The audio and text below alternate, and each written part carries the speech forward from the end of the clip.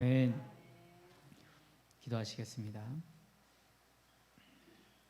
주인이 바구키 주님께 봉헌 올려드렸습니다. 하나님 아버지 감사드립니다. 주님께서 이스라엘 백성에게 친밀하게 세세하게 일러주신 것처럼 저희 삶 가운데서도 살아계신 하나님께서 성령 하나님께서 함께 하시고 또한 예수 그리스도께서 우리와 동행하셔서 우리가 주님의 숨결과 주님의 말씀과 주님의 뜻과 주님의 마음을 알아서 그것으로 인하여서 우리의 삶이 주님의 숨결로 넘칠 수 있도록 이끌어 주시옵소서. 감사드리며 예수님 이름으로 기도드립니다. 아멘. 오늘 본문은 하나님께서 모세에게 동일하게 세세히 말씀하고 계신데 레위의 자손 중에서 게르손과 무라리의 가족들이 해야 할 일들을 말씀해 주고 계십니다. 우리 본문을 잠깐 읽어보겠습니다. 4장 21절부터 23절을 함께 읽겠습니다. 시작. 여호와께서 또 모세에게 말씀하여 이르시되 게르손 자손도 그 조상의 가문과 종족에 따라 계수하되 30세 이상으로 50세까지 회막에서 복무하고 봉사할 모든 자를 계수하라. 아멘. 해야 할 일들을 장황하게 말씀해 주시기에 앞서서 게르손 자손의 30세 이상부터 50세까지 성막에서 복무하고 봉사할 자들을 먼저 계수하라고 명하십니다. 계수를 한다라는 것은 보통 왕이나 통치권자가 그 수하에 있는 백성이나 장병들을 어떤 일에 쓰기 위하여 합니다. 그리고 통치권을 확인하려고 할 때 보통 이 계수를 수행하곤 합니다. 왕은 이런 내용을 알아야지만 그 지역을 다스리고 관리할 수 있는 기본적인 정보를 가지는 것이 됩니다. 자신의 통치권 아래에 있는 세력의 실제 크기와 능력을 가늠할 수 있게 됩니다. 따라서 하나님께서는 지금 왕이 하는 일을 이스라엘에게 하고 계시는 것입니다. 이것은 이스라엘 백성이 하나님 왕국 안에 속한 택한 백성이며 왕과 같은 성벽 안에 거하는, 그러니까 같은 영내 안에 거하는 구별된 백성임을 보여주고 있습니다. 모세에게 말씀을 세세하게 하시고 그것을 바로 수행하는 것을 보면 그렇습니다. 여기서 저는 그 말씀 가운데 복무한다 이런 말씀이 나왔거든요. 그래서 당연히 남자로서 군대가 생각이 났습니다. 저도 대한민국의 건강한 육체를 가진 남자로서 군대 복무를 했는데요. 제가 있었던 부대가 좀 특이했어요. 장군님이 함께 계시는 같은 울타리 안에서 제가 생활을 했거든요. 그러다 보니까 굉장히 특별한 것이 있는데 장군님이 좋아하시는 게 뭔지, 그리고 장군님이 요즘에 표정이 어떠신지, 심기가 어떠신지까지 알아요. 자주 마주치니까. 그리고 장군님이 헬기가 뜨고 내려앉고 그거를 다 눈으로 보니까 어때요? 헬기가 한 동산의 그 낙엽들을 다 치워요. 그러니까 여기 있던 낙엽을 다 바깥으로 치울 정도로 헬기 날개의 힘이 센데, 그러면 그 동산에 있는 장군님이 거니시는 길이 있잖아요. 뭐 장군님이라 그러니까 김정은 같은데 그거 아니고 진짜 그 원스타 장군님이셨거든요. 저희 부대 장군님은. 그 허장군님이 가시는 그 길마다 낙엽들을 다 쓸어야 돼요. 한 곳에 또 몰면 또 헬기 뜨면 다시 또 이렇게 흐트러지면 또 다시 또 한 곳에 몰고, 또 길이 또 보수가 잘 돼 있나, 겨울이라서 또 뭐 이렇게 무너지진 않았나, 뭐 그런 거 다 우리가 해야 되는 것입니다. 그래서 이 장군님과 같은 영내에 사는 병사들은 군 기강이 굉장히 셉니다. 정확하게 야전 교범을 따라가는 관리가 잘 돼 있는 부대입니다. 보면은 이제 검열이 있어요. 검열이 수시로 있어가지고 제가 생활하는 그 내 먼지가 그대로 쌓여 있는 그 구석까지도 이 장군님이 계시는 부대는 관리가 돼야 돼요. 그래서 보통 그 부대에서는 1년에 한 번 할까 말까 한 치약 미싱이라고 있거든요. 치약을 바닥에 다 이렇게 뿌려놓고 그거를 싹싹싹싹 문지르면서 물로 한 번 다 뿌리고 물을 한 번 다 또 밀고 걸레로 또 반딱반딱하게 닦고, 이거 하면은 냄새가 달라지고 정말 작은 그 티끌 하나 없는 상태가 되거든요. 그런 거를 저희는 한 2주일에 한 번 이상은 했어요. 되게 자주 했어요. 그런 거 보면은 우리 장군님이 같은 이 공간 안에 살고 있다, 같은 동네에 살고 있다라는 게 얼마나 부담스러운지 모르겠습니다. 어제 있었던 일처럼 다시 막 생각이 나기 시작하는데 예. 그리고 또 청소뿐만 아니라 무기 관리가 굉장히 세세하게 관리가 돼야 돼요. 우리가 쓰는 무기 뭐 총이나 뭐 포 이런 게 있지만 또 전쟁 시에만 이렇게 내오는 무기들도 있거든요. 비상 무기들도 우리는 수시로 빼가지고 닦아요. 전쟁 비슷한 분위기만 흐르면 아마 천안함 침폭됐다 그러면 우린 난리 나는 거예요. 진짜 전쟁 준비하는 거예요. 그리고 실상황이 잦아요. 실제 상황 엥 하고 울리면서 진돗개 상황 이러면서 간첩 들어왔다 막 이런 거가 너무 많아요. 그게 예민하게 반응해야 되는 거예요. 장군님이 관리하시는 부대이기 때문에. 그래서 어느 날은 제가 이등병 휴가를 처음 끝내고 나서 이제 들어오는데 힘들잖아요. 터벅터벅 이제 너무 가기 싫은 길을 다시 부대로 돌아오는데 갑자기 트럭들이 병사들 가득 태운 트럭들이 몇십 대가 계속 나가는 거예요. 뭐냐 이거 하면서 들어왔는데 우리 생활관에서도 선임들이 나오는 거예요. 총하고 탄하고 수류탄 다 메고 막 뛰어나오는 거예요. 뭡니까? 그러니까 야, 너 병서가 이등병 때 진짜 운이 없다. 와, 너도 나가야 되나 말아야 되나 막 그 상급자가 고민하다가 그냥 생활관에 숨어 있어. 누구한테 걸리지 마. 숨어 있어 하고 갔다 와서 얘기를 해주는데 실상황이 터졌다는 거예요. 그래서 부대가 지금 경기도 연천 DMZ 바로 아래 우리 작전 개시 지역에 우리가 참호 속에 숨어 들어가는 작전을 지금 하고 온 거다. 근데 그 실상황이 뭐냐면 전투기 편대가 V자로 북한에서 내려온다. 경기도 연천 지역으로 내려온다. 그래서 실상황이 떴다. 근데 알고 보니 새떼였다.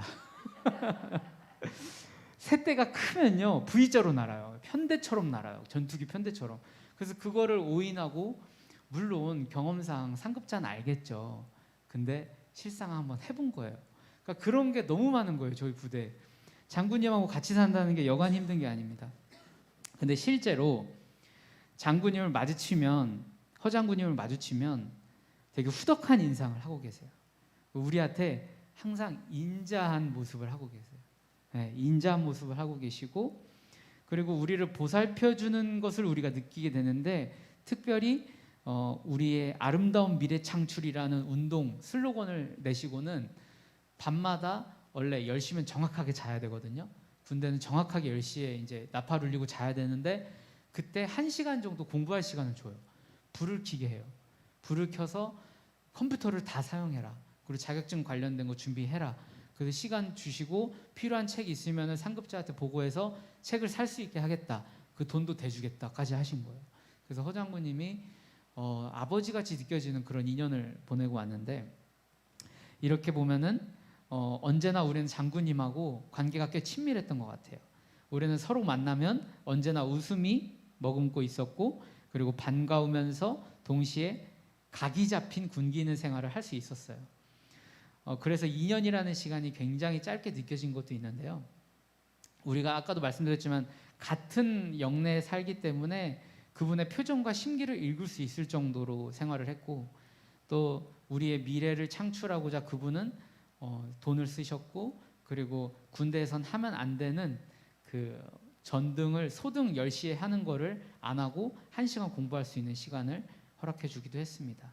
그리고 운동이나 예능을 마음껏 연마할 수 있도록 노래방을 만들어 주셨고 그리고 운동할 수 있게 헬스장도 만들어 주셨어요. 전면 거울 쫙 깔린 헬스장도 만들어 주셨고 많은 시설을 확충해 주기도 하셨습니다. 물론 저희가 만들었어요. 저희가 만들었지만 마음을 쓰셔야죠. 지휘관이. 이렇게 이스라엘 백성들의 광야 생활도 하나님과의 관계면에서 볼 때 비슷하지 않았나 생각되어집니다.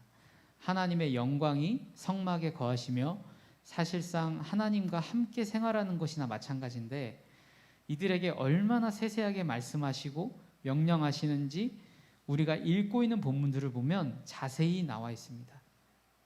그런데 이스라엘 백성들은 또 어떻습니까? 그 말씀을 청종했고 또 중요한 것은 다 지켜 준행하였던 것을 보게 됩니다. 이렇게 상호 간의 존중과 관심의 관계가 이스라엘과 하나님의 관계였으며 가나안 땅에서 이루어질 한 국가로서의 정치 체계를 이해하고 연습하는 단계가 이 광야 생활임을 알 수가 있습니다. 그래서 혹자는 광야 생활이 고난이었다라고 우리가 흔하게 정의를 하지만 자세히 보면 하나님과 이보다 더 친밀했던 적이 있었나, 한 민족이 하나님과 이토록 친밀했던 적이 있었나 할 정도로 특별한 시간들을 보내고 있는 것입니다. 확실히 이스라엘 백성들은 복받은 것이 맞습니다. 계속해서 본문을 읽겠습니다. 민수기 4장 24절부터 27절입니다. 읽겠습니다. 게르손 종족의 할 일과 맬 것은 이러하니 곧 그들이 성막의 휘장들과 회막과 그 덮개와 그 위에 해달의 가죽 덮개와 회막 휘장문을 매며 뜰의 휘장과 성막과 제단 사방에 있는 뜰의 휘장문과 그 줄들과 그것에 사용하는 모든 기구를 매며 이 모든 것을 이렇게 맡아 처리할 것이라. 게르손 자손은 그들의 모든 일 곧 맬 것과 처리할 것을 아론과 그의 아들들의 명령대로 할 것이니 너희는 그들의 맬 짐을 그들에게 맡길 것이니라. 아멘. 게르손 자손들은 휘장과 덮개류를 관리하게 되는데요. 이것은 매우 중요한 일 중에 하나입니다. 아시다시피 지성소는 1년에 한 번 대제사장만 정결 예식을 한 뒤에 들어갈 수 있으며 죄가 있다면 그 안에서 즉사하게 되는 매우 신성한 장소입니다. 그래서 제사장은 소리 나는 방울을 달고 지성소에 들어가며 줄을 달고 지성소에 들어가게 됩니다. 혹여나 그가 죽으면 방울 소리가 나지 않게 되고 그를 줄로 끌어내야만 했기 때문입니다. 이런 지성소를 구분하는 것이 휘장입니다. 그리고 덮개는 성소와 지성소의 지붕 역할을 하는 것입니다. 이런 중요한 일을 게르손 자손이 했습니다. 가끔 우리는 하나님께서 특별하고 아름답게 쓰시는 가족과 가문을 보게 됩니다. 그럴 때 우리는 귀감이 되고 부럽기도 하고 닮고 싶기도 합니다. 그런 가정은 하나님의 통치 아래에서 언제나 부족함이 없으며 모든 일들이 합력하여 선을 이루는 것을 다른 사람들에게 보여줍니다.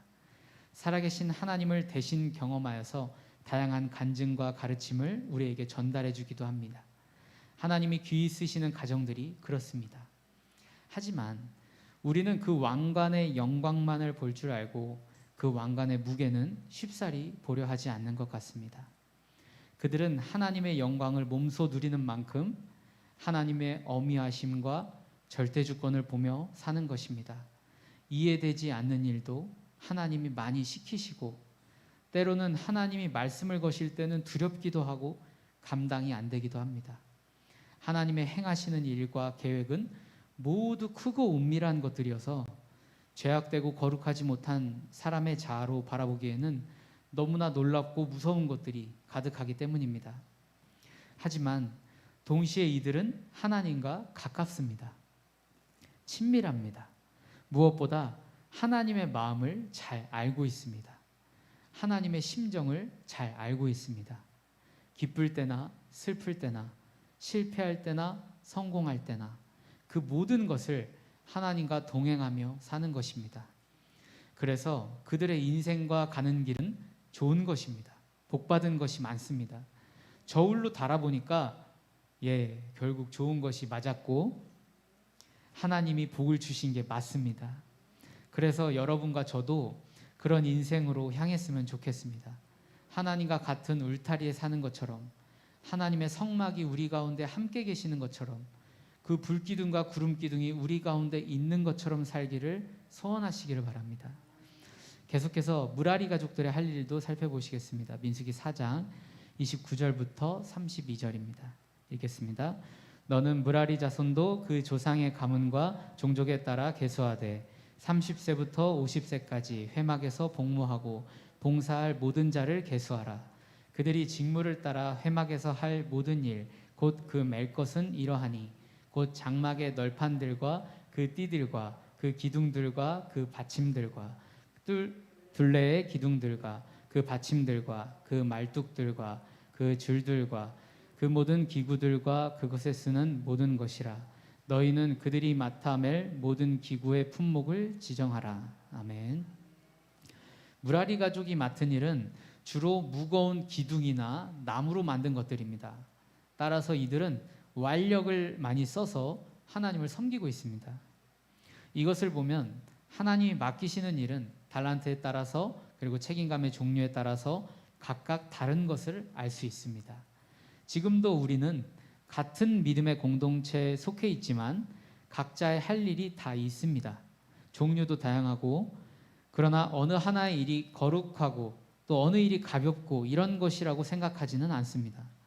모든 일이 살아계신 만군의 하나님이 맡기신 일이기 때문입니다. 여기 예배에 변함없이 참여하신 여러분도 귀한 하나님의 일을 하고 있다라고 저는 생각합니다. 우리는 어느 하나 가벼운 가치를 매길 수 없는 소중한 그리스도 예수의 몸된 지체들입니다. 우리가 하나가 될 때 예수 그리스도의 몸이 온전하게 되는 것입니다. 그래서 한 지체가 아플 때, 그리고 이탈될 때 우리에게 얼마나 큰 아픔이며 예수님이 얼마나 슬퍼하시는지 모릅니다. 우리의 지체들을 살피고 섬기고 사랑하는 일에 힘쓰셔서 예수님께 칭찬 많이 받는 저와 여러분이 되기를 소망합니다. 오늘 설교에서 가장 중요하다고 생각하는 중심 메시지는 바로 이것입니다. 하나님과 친밀하자. 그것은 쉬운 길은 아닙니다. 결코 쉬운 길은 아닙니다. 하나님과 친밀하면 할수록 그분의 어미하심을 알게 돼요. 하나님이 얼마나 크신 분인지, 그 주권이 얼마나 절대적이신지 하나님이 두려워져요. 그러나 제가 허장군님과 같은 울타리에 살면서 느꼈던 것, 허장군님과 같이 삶으로 인해서 내 인생이 너무나 힘들고 귀찮고 군기가 세지만 허장군님 볼 때 저도 기분이 좋아요. 그분도 저를 보고 웃더라고요. 그런 관계인 것입니다. 하나님과 친밀해질 때 하나님이 더 두려워지지만 그 하나님을 더 사랑하게 되고 또 하나님이 나를 더 사랑스럽게 여기시고 그 사랑을 표현하는 그런 능력 있고 축복 넘치는 삶으로 우리가 함께 가기를 소원합니다. 말씀을 마치겠습니다. 주기도문 하시겠습니다. 하늘에 계신 우리 아버지여, 이름이 거룩히 여김을 받으시오며 나라에 임하옵시며 뜻이 하늘에서 이룬 것 같이 땅에서도 이루어지이다. 오늘날 우리에게 일용할 양식을 주옵시고 우리가 우리에게 죄 지은 자를 사하여 준 것 같이 우리 죄를 사하여 주옵시고 우리를 시험에 들게 하지 마옵시고 다만 악에서 구하소서.